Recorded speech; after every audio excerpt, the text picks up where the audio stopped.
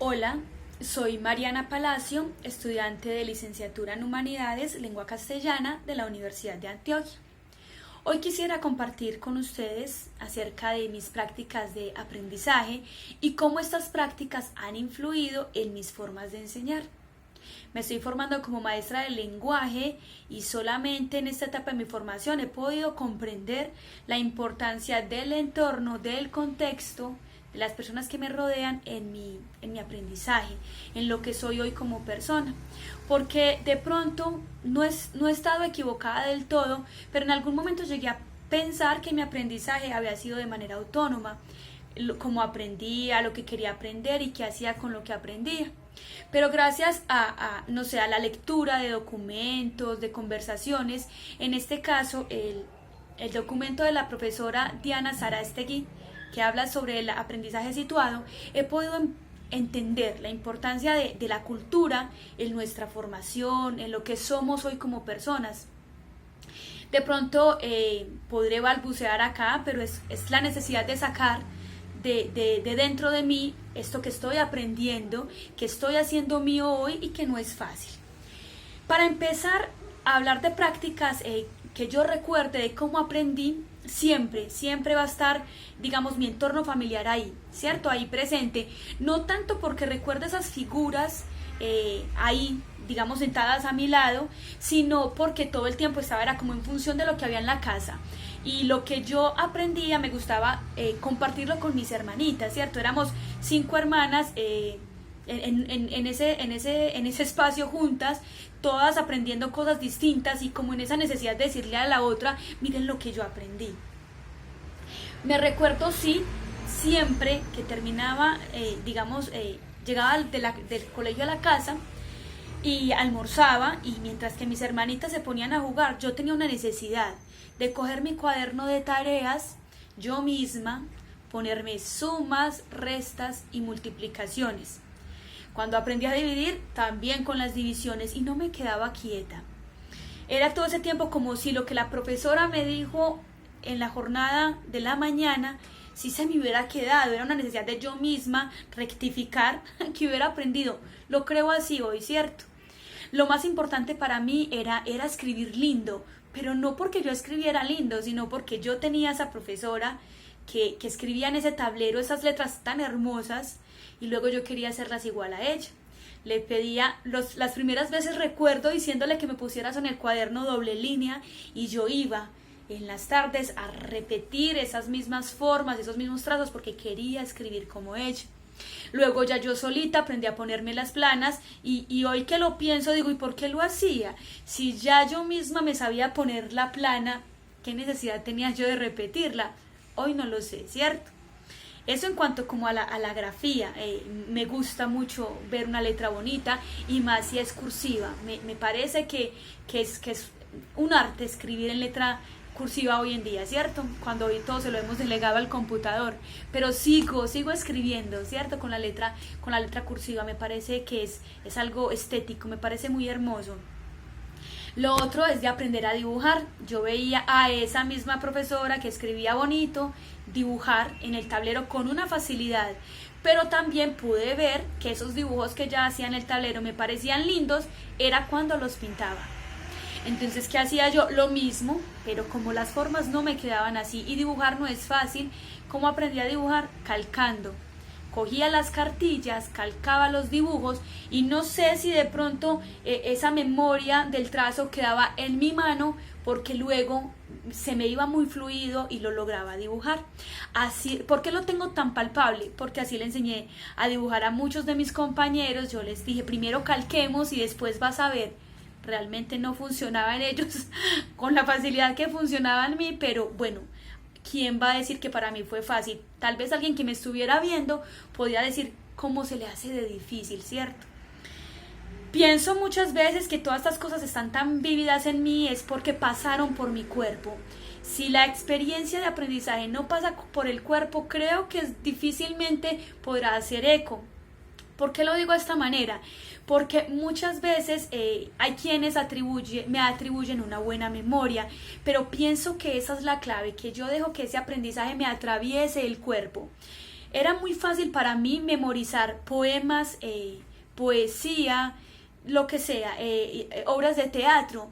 Hoy acá tengo en la cabeza supremamente nítido no sé, una declamación, una representación que hice con un compañero y yo recitaba: mariposa vagarosa, rica en tintes y en donaires. Tengo muy viva esa representación, y es porque creo que la dejé pasar por mi cuerpo. La clave que tengo en mi aprendizaje ha sido eso. He permitido que absolutamente todo me atraviese por el cuerpo, y hoy puedo decir que cuando no puedo dar cuenta de algo que supuestamente leí, que me lo explicaron, si no lo recuerdo, si no lo tengo interiorizado, sencillo, no lo pasé por el cuerpo. Todo esto para decir lo siguiente: he podido, desde mi experiencia como maestra, y en todo lo que estoy diciendo está atravesado este documento de la profe Diana Sarastegui. Me parece magistral que con toda su formación y lo que ha podido alcanzar, digamos, entre comillas, en títulos profesionales, que esto no tiene nada que ver en lo magistral que ella expone, la importancia de reconocer el aprendizaje situado, la cognición situada, todas estas cosas. No es más que de ponerlo sobre la mesa y decir: el ser humano se desarrolla, se reconoce, aprende, se hace sujeto, es en comunidad. Como todo esto que yo logro interiorizar, lo pongo en juego, lo pongo en relación con lo que está afuera, y cómo todo esto se resignifica y vuelve a mí. Es que no se trata de otra cosa más de poner afuera lo que yo tengo, resignificarlo a partir de, no sé, de lo que el otro de escuchar al otro, de ver al otro, de interactuar con el otro, porque es que con el otro con el que yo comparto signos, símbolos, experiencias, vivencias, todo eso se devuelve hacia mí. Y este aprendizaje y esta vivencia y la experiencia del ser humano es un círculo en constante devenir. Voy, vengo, todo está saliendo y todo está volviendo a mí. A veces en la universidad nos estamos, digamos, preocupando por otro tipo de cosas, y es como llenarnos de información. Entre más información tengo en la cabeza, mejor es para mí, pero resulta que no podemos desconocer la importancia de ese conocimiento que creemos adquirido, pero en función de algo. De nada nos sirve tener la cabeza llena de información si no somos capaces de exteriorizarla. Me puedo ir por las ramas, pero es la manera tal vez de dejar salir todo esto que he podido interiorizar, aprender y ponerlo, digamos, sobre la mesa, para yo poder decir: Mariana, lo aprendiste. Mariana, sabes dar cuenta de, ¿cierto?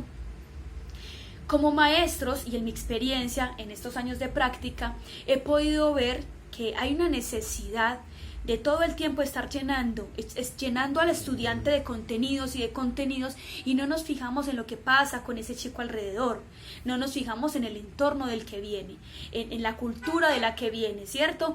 Hoy en Colombia estamos viviendo una situación coyuntural, y es que tenemos la compañía, o estamos habitando este territorio con nuestros vecinos. En Venezuela no es nada más que vecinos, porque nos separa una línea, una frontera que alguien un día dibujó, pero compartimos lo mismo: el clima, las costumbres. Tal vez sí, la cultura ha hecho unas modificaciones en ellos como territorio, y en nosotros también, pero son cosas que compartimos, estamos aprendiendo de ellos. Tener hoy un chico de nacionalidad venezolana en las clases ha desubicado a muchos profesores, ¿cierto? Porque no, es que tus formas de aprender no son las mismas. ¿Quién dice eso? ¿Qué pasa si nos dedicamos o procuramos sentarlo en colectivo para que aprenda que aquí hay una cultura de la que si él va a vivir en este entorno, él debe conocer? No tiene que aprenderla, porque uno no sabe si él se va a devolver a su país, pero sí es de conocerla, es de identificar rasgos, cosas importantes que lo ayuden a él a ubicarse en ese espacio y en ese lugar. Ya entiendo por qué aquí funciona así. Es que aquí comen 7 veces al día. Es que acá comen 3. Es que acá el descanso funciona así. Es que acá los profesores nos llevan a cepillarnos después del desayuno. En mi colegio en Venezuela no funcionaba así. ¿Por qué lo digo? Porque en mis prácticas en las que he terminado, he tenido la posibilidad de tener niños de nacionalidad venezolana en el salón, y siento que muchas veces la profesora cooperadora no sabe qué hacer con ellos. ¿Pero por qué? Son niños que están en completo desarrollo, que tienen la facilidad de aprender. Nosotros como profesores somos los que facilitamos, somos esa mediación entre el niño y la adquisición de algo, sea del código, de prácticas, en fin. Todo esto para decir que hemos hecho del conocimiento, digamos, algo lineal, algo que viene, que se aprende, que es para algo. No, algo que sea realmente importante y significativo para nosotros es algo que aprendemos y que somos capaces de ponerlo en práctica. De ahí la importancia de repensar, replantear todo esto de cómo se viene dando la educación en nuestro país. Y somos nosotros como maestros los que podemos dar esos primeros pasos para entender que la importancia dentro del aula de clase, como un contexto social situado, que eso es el aula de clase, un contexto social donde el niño aprende, pero a partir de sus propias necesidades e intereses. ¿Eso a qué se reduce? A que traemos el contexto de estos chicos a la casa, a la escuela, y es allí donde podemos valernos de esos elementos para todo esto de la teoría y el conocimiento, que es lo que queremos aterrizarle a estos chicos, pero hacerlo desde sus propios saber, desde sus propios intereses. Es decir, los chicos ya traen unos aprendizajes o unos saberes previos. ¿Qué pasa con esos saberes previos de los chicos? No los podemos desconocer. Esos saberes previos hay que tenerlos supremamente presentes. ¿Para qué? Para que en el momento de aterrizar todo esto que llamamos teoría, seamos capaces de ponerlo a conversar con esto que es el entorno del chico, y así él va a tener un aprendizaje significativo. Este término está muy en boga. Hay veces, como decía la profe Diana Sarastegui, está en boga. Muchas veces lo damos por sentado todo el tiempo, de que si el chico aprendió fue algo significativo. No. ¿Cómo sabemos si el aprendizaje para el chico fue significativo? Cuando es capaz de coger todo esto que le hemos compartido y asentarlo en su realidad, materializarlo. ¿Para qué aprendemos a sumar? Para que cuando vayamos a la tienda no nos devuelvan más, no nos devuelvan menos. Para que aprendemos a leer y a escribir. Para dar cuenta de una lectura. Para dar cuenta de que hablo adecuadamente según las convenciones. No. Yo aprendo a leer para interpretar un manual digamos, de cómo manejar el televisor, cómo aprendo a manejar el celular, leer una carta, leer las señales de tránsito, que eso es saber leer imágenes, ¿cierto? Entonces hay una necesidad de aterrizar estas cosas, de estas maneras de aprender al hoy y a la hora. Las dinámicas sociales hoy son distintas. Tenemos unos medios tecnológicos que nos están atravesando y no podemos hacerle el feo, no podemos hacerle el quite, porque sencillamente los chicos están creciendo con esto a su alrededor. ¿Cómo quitarles eso que es de ellos para traerles algo de épocas pasadas? No es posible, y eso mismo pasó conmigo. En mi momento de aprender yo estaba, digamos, a tono con lo que estaba pasando en ese momento. Tal vez no lo reconocí, lo estoy reconociendo ahorita. Las personas que están a mi alrededor estaban preocupándose, esforzándose por ponerme a la mano todo aquello de lo que yo me podía valer. Tal vez si era autónoma, pero era porque ellos permitían que yo fuera autónoma. Al verme que me movía tanto sola, ellos decían, pongamos de ahí. Tal vez era así, ¿cierto? Pongamos de ahí, que ella sola lo va a ver. Entonces, esas maneras mías de aprender, el hecho de tenerme que grabar para luego escucharme e interiorizar todo eso, luego repetir sobre la escritura, dejar que me pasara por esta mano lo que yo quería que llegara a mi cerebro, el escuchar al otro, el compartir con el otro, el conversar con el otro, el escuchar las maneras en que las otras personas leen el mundo, hace que mi configuración del mundo también se vaya transformando. Entonces es esa necesidad de estar todo el tiempo recogiendo lo que toda esta cultura tiene para darme a mí, porque realmente a eso nos podemos remitir, y es lo que yo soy, soy un producto de mi aprendizaje, pero atravesado por la cultura. Mariana no es Mariana por Mariana. Mariana es es un producto, es un resultado de toda esa suma de elementos que se han movido a su alrededor durante tantos años de vida, durante tantas experiencias y tantas formas distintas de ver el mundo y de leerlo. La manera en que Mariana leía el mundo a los 5 años no es la manera en que yo, Mariana, lo leo hoy, ¿cierto? Esa Mariana de hace tantos años tenía unas formas de aprender que se han ido transformando a medida que ella va adquiriendo otras formas y viendo el otro cómo aprende. Ella dice, es que así es más fácil, y es capaz de absorberlo. Esa es Mariana hoy, la que se reconoce una enamorada de aprender todos los días, de saber, una necesidad de estarlo sabiendo todo.